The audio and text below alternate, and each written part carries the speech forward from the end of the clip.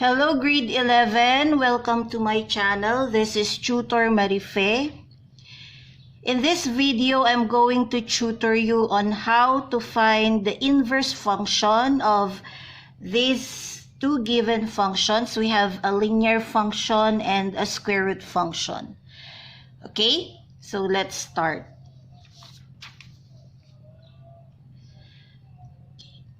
So, ang step 1 is to replace the notation function with y. F of x and y are the same. So, ito kasi function notation lang ito. Y equals 3x minus 5. Step 2, interchange x and y. So, that means replace y with x, replace x with y. So this becomes x.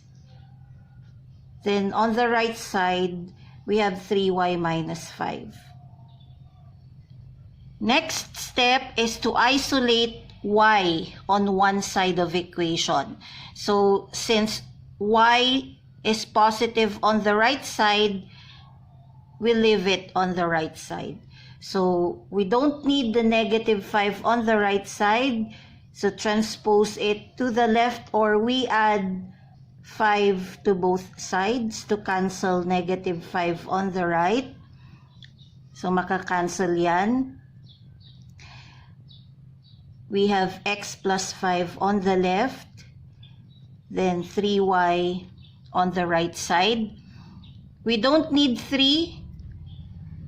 We need to cancel that out, so we divide both sides by 3. We have to do the same thing on the left side. Yan. So we're able to isolate y.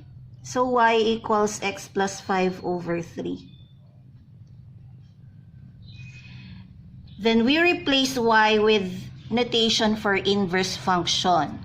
Notation for inverse function is f to negative 1 of x.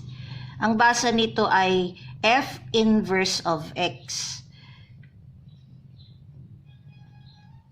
So it's x plus 5 over 3.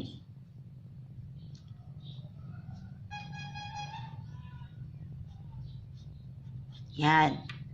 Okay? So, paano natin i-validate kung tama ang nakuha nating inverse function of f of x, okay? So, let's try some values. For f of x, you can assume any value of x. So, pag mag-a-assume ka, piliin mo yung small values para manageable i-calculate. So, if x is 1, let's try 1. 3 times 1, 3 minus 5, negative 2. Ang corresponding y value mo is negative 2. Okay. Sa inverse, if you switch the coordinates of f of x, so the y coordinate becomes the x coordinate. The x coordinate becomes the y coordinate. So, nag-swap yung two coordinates.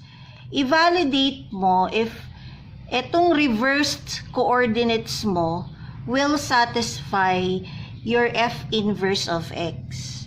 Okay, let's try. If x is negative 2, we plug in to f inverse of x. F inverse of negative 2 is negative 2 plus 5 over 3 and it's equal to positive 3 over 3. It's equal to 1. So, na-validate mo na itong nakuha mong inverse function of x is correct. Kasi gano'n ang inverse functions. Inverse functions undo each other. Ibig sabihin, pag nag-input ka, yun yung x mo, dito sa given function, makukuha mo tong output na negative 2. Pag ginamit mo yung output na negative 2 as your input para dito sa na-derive mong inverse function, ibabalik niya yung input. So, babalik ka from where you have started. So, ganun ang inverse functions. They undo each other. Okay? So, let's proceed to number 2. So, we follow the same procedure. Ano yung procedure na ginawa natin for number 1? Step 1, we change the notation function to y. Step 2, we interchange x and y. Change y to x, change x to y. Step 3, we isolated y. So, para tayong nagsasolve ng y, dapat y lang ang nasa isang side.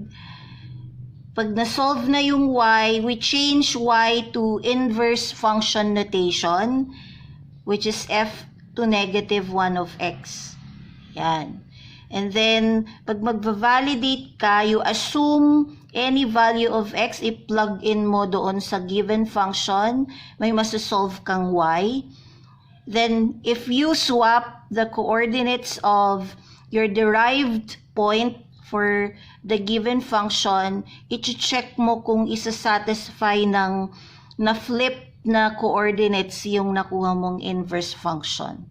Okay? So, i-repeat natin lahat ng procedure na yon dito sa number 2. Okay, so, f of x, change natin to y.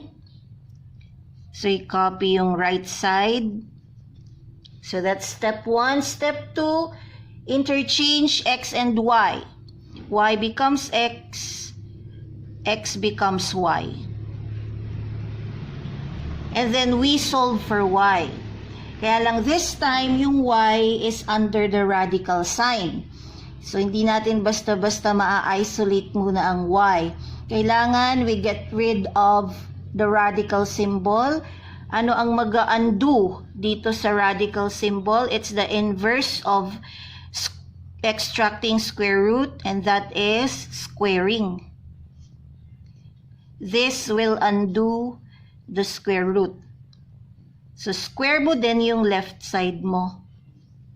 Okay? So, we have x squared equals y plus 2. And this time, it's easy to isolate the y. How do we isolate y? We don't need the plus 2 on the right, so we subtract 2 from both sides of the equation. So, yung left side natin naging x squared minus 2. This will cancel the plus 2 on the right, so yung y na lang ang natira sa kanan. Pag na-isolate mo na yung y on one side, you replace this with the notation for inverse function, and it's f to negative 1 of x. And it's equal to x squared minus 2. So this is our inverse function. Let's test if this is correct.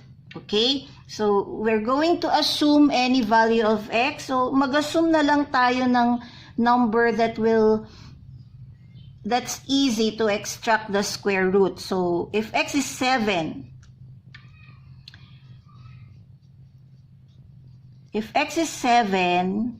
anong makukuha nating output? 7 plus 2 is 9. And square root of 9 is 3.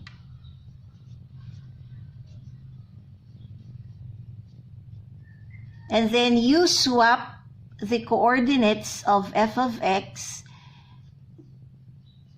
3 becomes the x coordinate, 7 becomes the y coordinate. You plug these values into the inverse function, x squared minus 2. Tapos check mo kung tatama.